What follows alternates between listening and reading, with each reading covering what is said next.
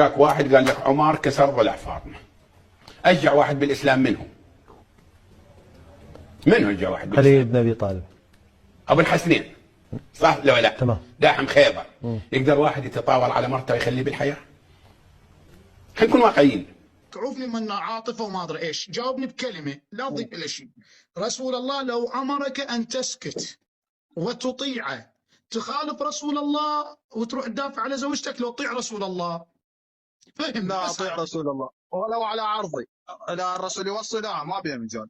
واحد. اذا عندنا روايات ان علي بن ابي طالب على فراش الموت رسول الله وقال ائتوني بعلي، فلما جاء علي وفاطمه فقال لي فاطمه يا بنيتي كأني بك يدخل الحزن على دارك، ويا علي لا ترفع سيفا عند قتل فاطمه.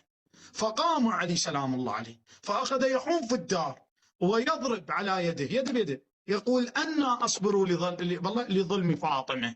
يعني ابن ابي طالب بالبدايه الوضعيه شلون مستصعبها او فالشيء صادم الى انه يسكت.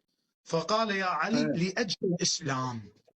اذا من المهم عند علي بن ابي طالب، فاطمه لو الاسلام؟ لا الاسلام شيء طبيعي.